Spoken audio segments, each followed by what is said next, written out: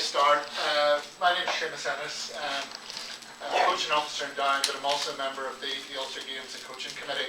And I have a very limited role here today, just simply to introduce this session. Just by way of explanation, the theme for the conference is Thinking Coaches Produce Thinking Players. In none of the sessions are we going to give you all the answers. But what we hope to do in the sessions is to give you some things to think about, to take away, and to challenge you, and to take it back to your own clubs, your own county, or development squad setups, whatever area you're working in. This particular session is we're looking at intensity in hurling.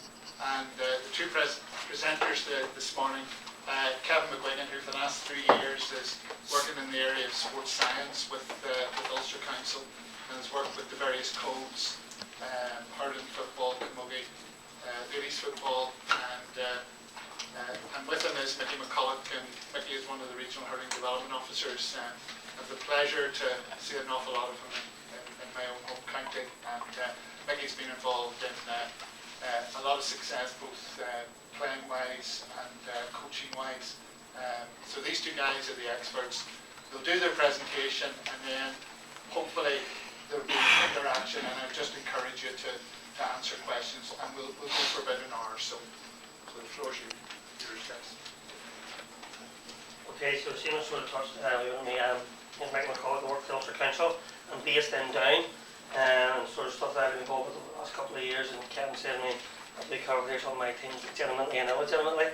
I've sort of worked with camogie for a few years. I would have took the Rossa, the Antrim, and I would have worked with it last year, all 3 1 Lions. I currently work with the Ulster minor squad, and would have worked with the Ulster senior squad last year. And as I say, I'm based in Down. My job on a day-to-day basis then is the development and progress of hurling in Down. Right. Again, touching on what my role is, I'm sports scientist at Ulster GAA. I mean, sort of day-to-day roles. I'm based in the office in Armagh, but a lot of it's out and about around the province. Do a lot of fitness testing, GPS, heart rate analysis, all the high-tech science stuff. I'm involved heavily with senior inter-county teams, both in hurling and football, and a handful of the minors as well that I'm involved with. But that forms the basis of the role that I do, and then a certain element of it is feeding that back into projects like this, so research and trying to get it out for the wider use. And that's basically where today's project came out of as well. So we'll crack on with what we're going to be working on, or what we're going to talk through today. It's going to be fairly interactive, alright, so we'll need a certain degree of participation from you guys, and a lot of the stuff that you'll see will come up will probably stimulate that, you'll want to get involved, you'll have opinions on it, so don't be afraid at any stage. We might have to cut things at times and we need to keep the time moving on. Alright, the project we worked with, what we wanted to do, we wanted to compare the intensity of Ulster hurling obviously with Southern hurling to see was there a difference. So the teams we got, Micky was obviously Micky was the big push in this here, where he managed to get us one of the leading Munster teams, inter-county teams. I'm already working with a couple of the senior inter-county teams here in Ulster, so I was able to get one of them. Micky again got us one of a university team from down in Dublin, and obviously his involvement with the minor team, along with some of the other guys, was able to get us in there doing that. So we had 4 teams, a couple from the south, a couple from the north, and we were able to use them to get the project run. What did we do? We measured physical performance of each team during match play. We'll come to how we did that in another time. We get the briefing around about October that this project was going to be part of the conference and one form into a workshop. So we've had from then through to literally last weekend, we were still data collecting, so we were still gathering the information and getting it all together right up to last weekend. We've been all over the country. Belfast was the easy one. Sales man, easy one. Through the roof. Emily in County Tipperary, which was interesting enough. We had to drive back 20 miles to get a bit of cash out to spend in the place. And when we were parked in Portlaoise, that was one of the early ones before Christmas, and then Dr. Cullen Park in Carlow. So we've been all over the place trying to get the data for this. And why Micky's going to throw. It's been a while sort of here, and see people that are involved with club teams and county team stuff. Is it a general conception you hear all the time? They're faster down there, they're fitter down there, they're quicker down there, they're stronger down there. I'm right, I'm hitting some things that we've said or we've heard said all the time, and maybe we've never actually get around to saying, well, are they? So what we're going to look at here, we're not going to get, let's say, definitive answers. It's not a massive enough study that can get definitive. But we wanted to look and see, are they fitter? Are they faster? Are they working harder? Are their skills that much sharper? And hopefully over the course of the day, with your help, we'll have a look and we'll not leave here with answers, we'll maybe leave here more informed. Alright, so basically we want to either prove or dispel the theory. Southern hurlers are faster, Southern hurlers are fitter, Southern hurlers are more skillful. Right? Might not do it, as Mickey said, but hopefully do with probably raising more questions and giving answers, but to get the thinking going. First thing that I really had to do whenever we looked at it, we get the typing. We didn't get the project, we get the typing. This is what you want you to do, and then we had to go and put the project together. So we had to look at it and see, right, well, what's our type need? The first part of it was intensity. Is intensity the key? Alright, so what do we mean by that? And as I was going through it, I was thinking, right, well, what do we really mean by intensity? And these are going to come up with physical intensity. Alright, we all know what that is. It's a high work rate, it's everything's buzzing and everything's happening. Mental intensity, we'll get to that as well, alright, but it's really being tuned in, being focused, having a goal, everything being in the one place. Emotional intensity, and that, again, even when we were talking about it, we were debating about what it is, and it's just that buying and that believing in it, really knowing what you're at.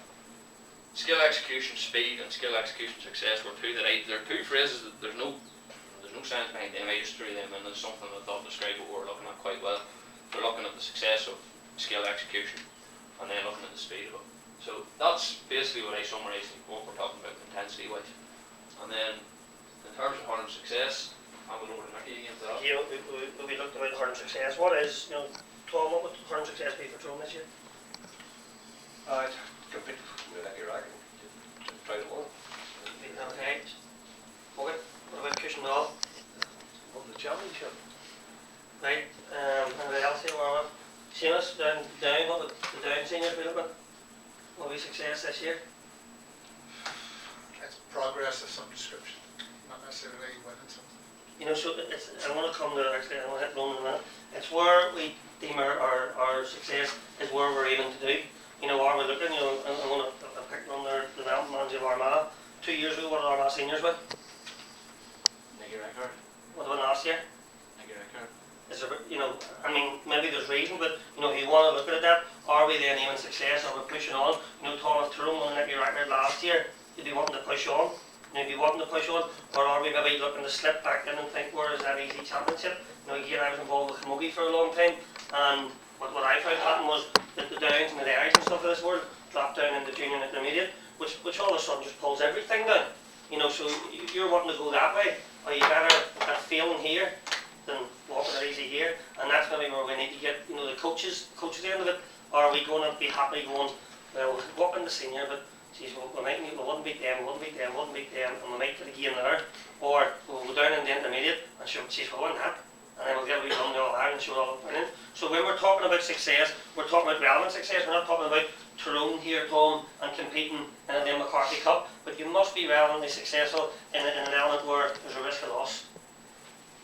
Alright, yeah, I think Mickey summed that up quite well. And the one we talked about, one that struck with us was that provincial success. And it's very different depending on what province you're in. So do Antrim envisage or see provincial success in Ulster as being success, or are they looking for something a bit more every year? Should they be then? Should they be? Is that fair?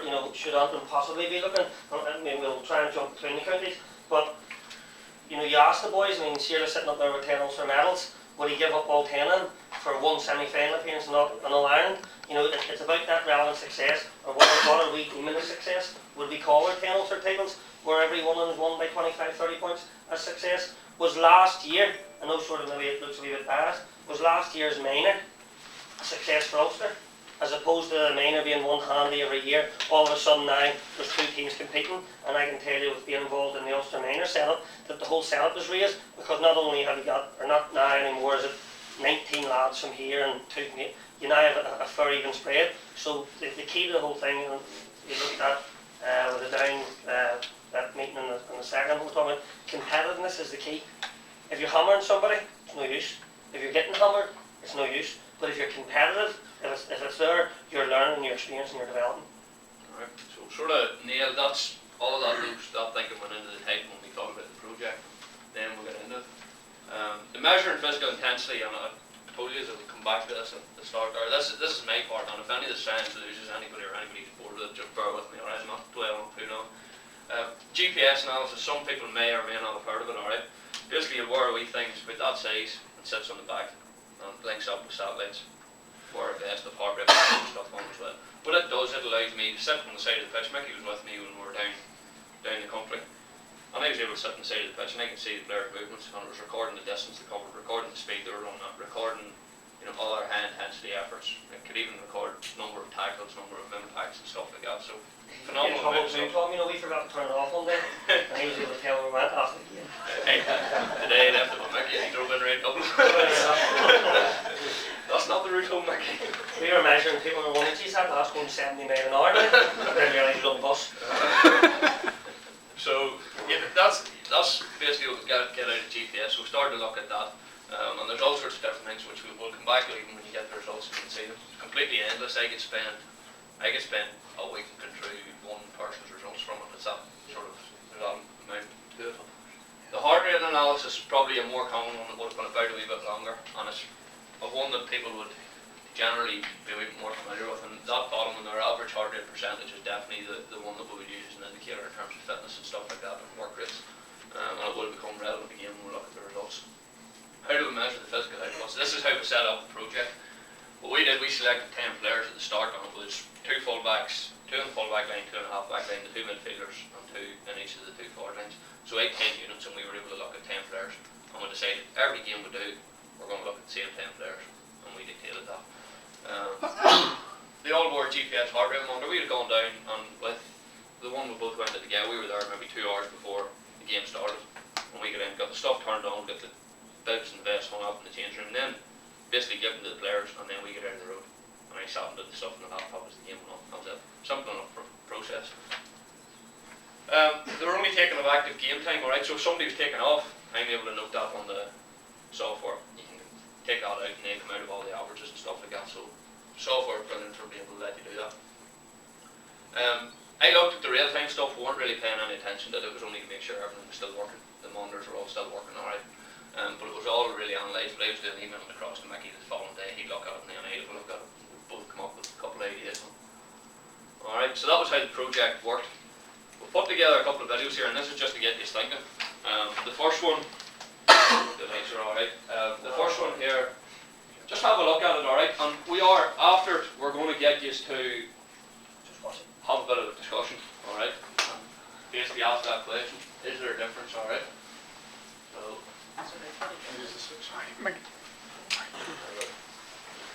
try not to fall asleep on it. Good video.